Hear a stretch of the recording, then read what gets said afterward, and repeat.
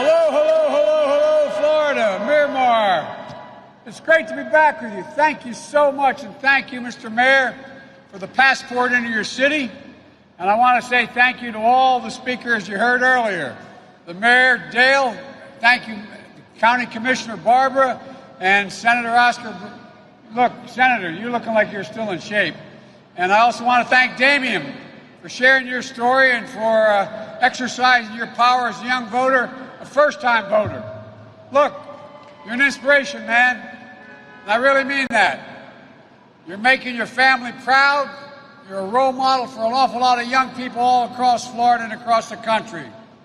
Folks, as my old football coach used to say, it's go time. It is go time. No matter whether this year, it is, no matter whether it's your first vote or many beyond that, this is the most important election in our lifetimes. You can make all the difference. Here in Florida, you can determine the outcome of this election.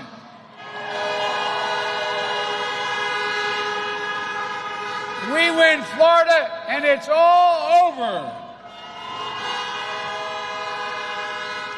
Look, the choice is clear, and the stakes have never been higher. The stakes in this election remind me of something my dad used to say. You say, Joey, a job's about a lot more than a paycheck. It's about your dignity. It's about your place in your community. It's about you being able to look your kid in the eye and say, honey, everything's going to be okay, and mean it. How many people can look their kids in the eye and say that today, it's going to be okay, and mean it? That's the lesson I've never forgotten. That's how I grew up, surrounded by hard-working folks in Scranton, Pennsylvania, and Claymont, Delaware. But, folks, these times are hard. These times are hard. Unemployment is way up due to the pandemic. The economic outlook for the next year remains uncertain. And across Florida and the country, folks are worried about being able to pay their rent or their next mortgage payment, whether or not they can purchase a prescription to put food on the table, worried about school and their kids. They see the people at the top doing better and better during this crisis and wondering who's looking out for me. Folks, that's Donald Trump's presidency. 115,000 dead from COVID-19. And experts say unless we change rapidly, and he shows no indication he's willing to change or do the proper thing, we could lose another 200,000 lives in the next few months. All because this president is only worried about the stock market, didn't want to scare anybody. He refuses to follow science. It's established, it's estimated that if in fact we all wore masks between now and January, we could save 100,000 lives over the next few months.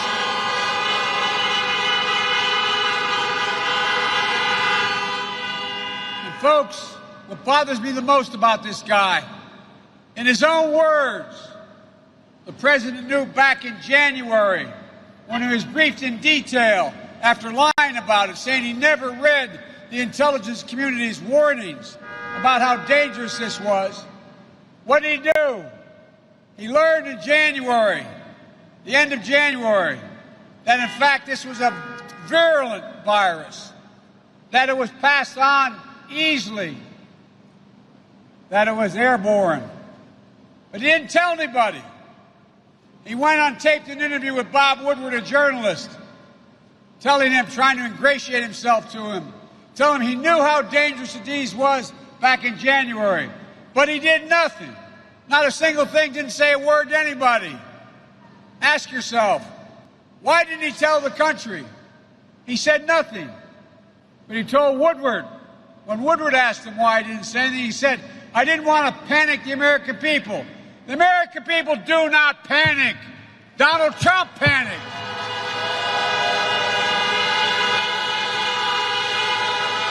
We don't scare. Americans have faced every problem that has ever confronted us. And its reckless personal conduct since the diagnosis has been unconscionable. The longer Donald Trump remains president, the more reckless he becomes. 3 more weeks before we end this madness. Folks, the most respected doc in the country on this issue is Dr. Fauci. He referred to the president's announcement of the Supreme Court with a political event in the Rose Garden or in the backyard of the White House. He called it a super spreading event.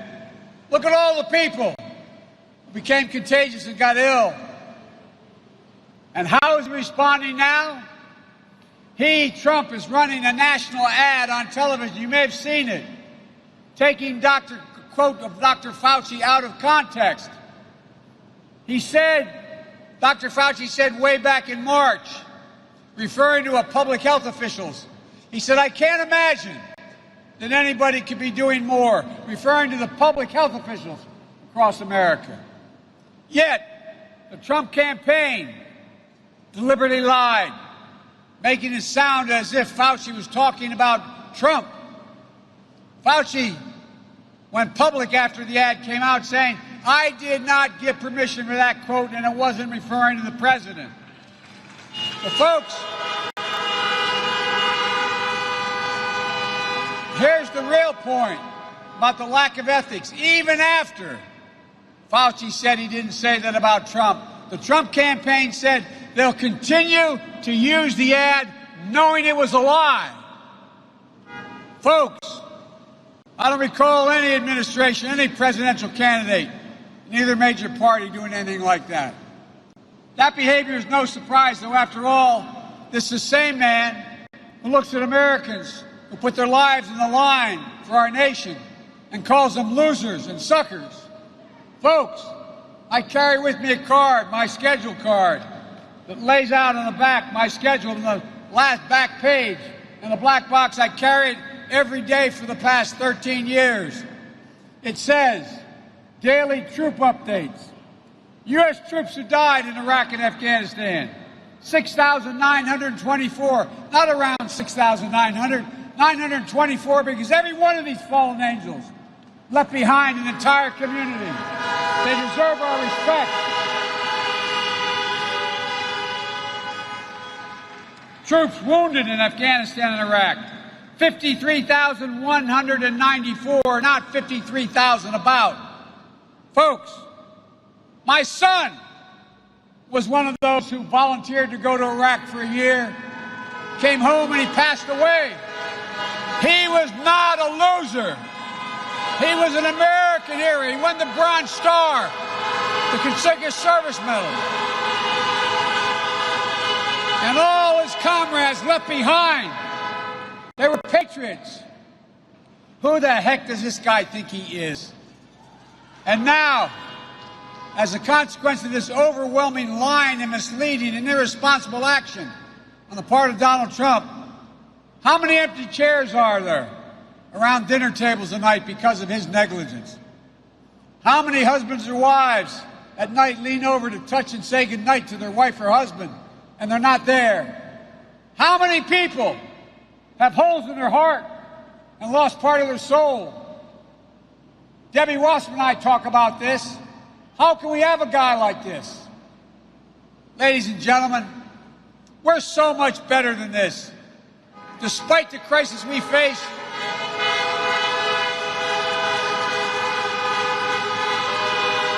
we have an enormous opportunity to build this country back better. We're the only nation in the world.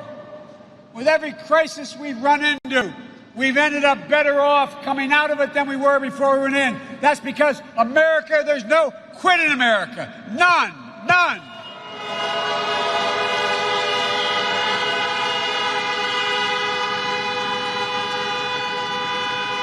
It's about time we start rewarding work, not wealth, to get everyone a fair return on their work, an equal chance to get ahead.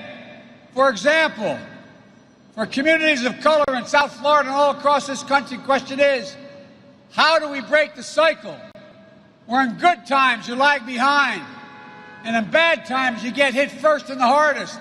And when recovery comes, you're the last ones to bounce back. The answer is simple: justice, criminal justice, police reform. I know the nation is strong enough to both honestly face systemic racism and strong enough to provide safe streets for our families and our businesses that too often bear the brunt of looting and burning. We have no need for armed militias roaming American streets, and we should have no tolerance for extremist white supremacist groups marching on our communities.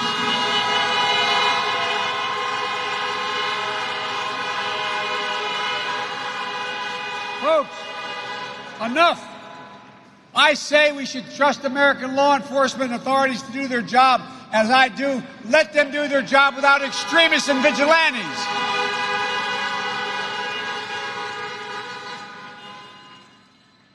And if you say we have no need to face racial injustice in this country, you haven't opened your eyes in America.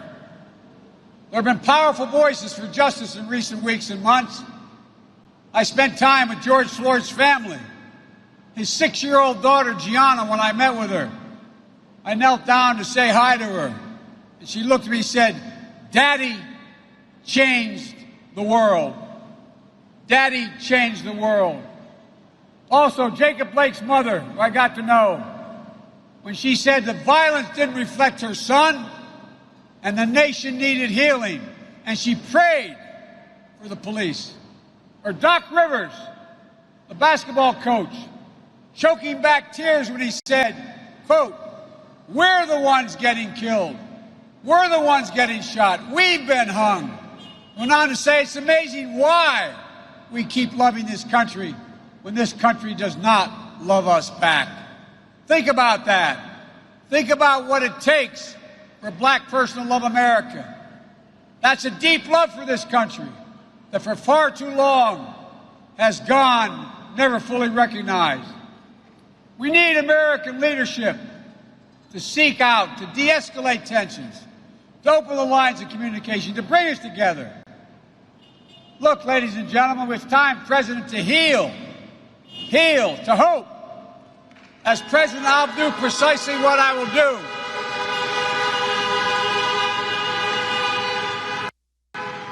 But it's also about jobs, good-paying jobs, financial stability, families of color building wealth and passing it down. That's how we deliver equality and equity. For example, more and more women are dropping out of the workforce in this recession, whether in the city or out in the suburbs. We have a plan to deal with this pandemic responsibly, tracing, testing, masking, not politicizing race for vaccines. Look, we have to get vaccines, not politicize it, and we have to plan for its safe and equitable distribution. We have to provide what, as of today, is not happening: funding for protective equipment, PPE, and other resources for hospital and frontline workers, so the schools can reopen safely. We've got to ease the caregiving crisis that so many families experience, a squeeze of raising your kids and caring for an aged loved one. We've got to protect your health care. In the middle of this pandemic, why do the Republicans have time to hold a hearing to pack the court instead of providing significant economic relief in need for localities?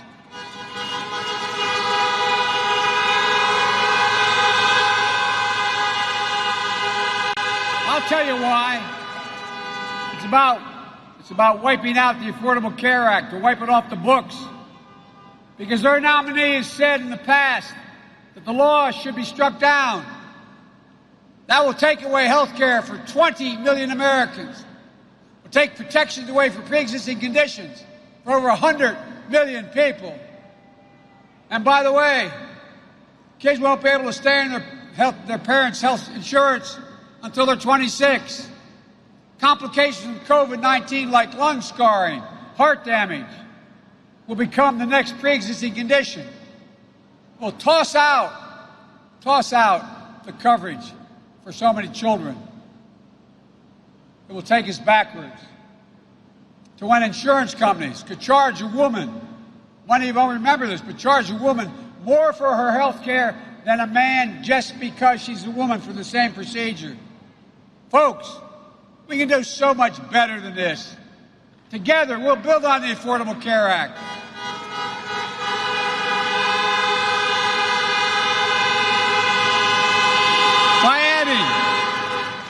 By adding a new health insurance option, a not-for-profit option, to give private insurers a real competitor.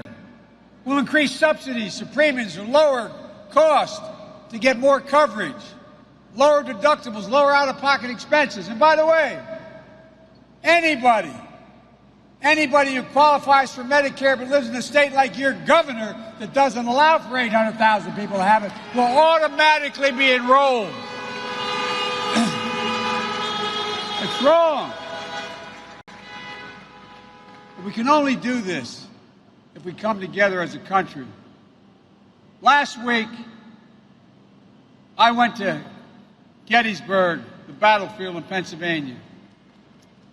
Abraham Lincoln, to make a point, we're in trouble.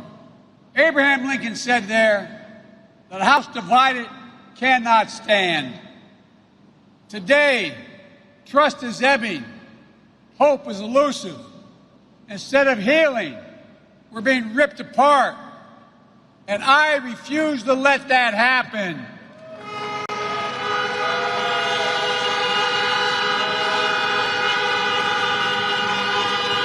When I announced I was running, I said I was running. One of the reasons was to unite America. And I was made fun of. They said, you can't do that anymore. You used to be able to do it, Joe. You can't do it now. But the only way a democracy can function is with consensus. Otherwise, it becomes semi-dictatorial like this guy's trying to be. Look, we need to revive the spirit of bipartisanship in the country, a spirit of being able to work with one another. When I say that I'm told that was fine, Joe, you used to be able to do that, but you can't do it anymore. Well, I'm here to tell you we can, we must, and we're going to get it done. Look,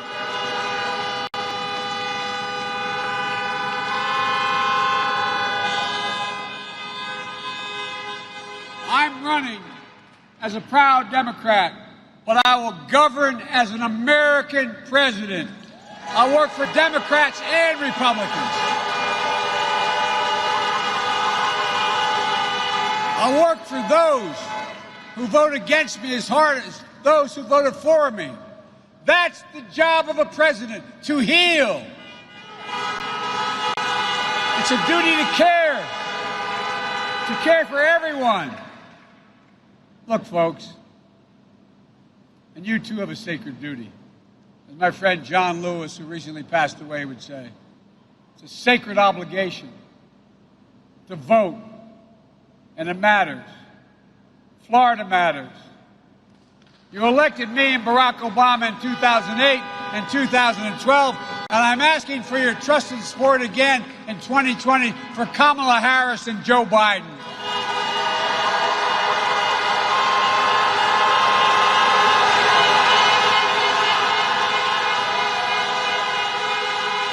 Because, folks,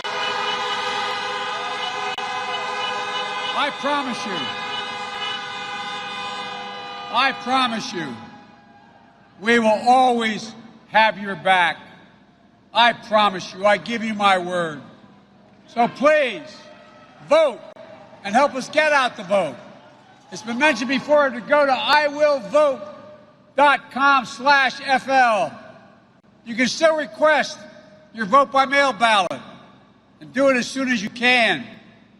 If you haven't already mailed yours and you have one, mail it or drop it in a box today, Dropbox today. You can also vote in person, starting October 19th here in Broward County, where this election will be determined.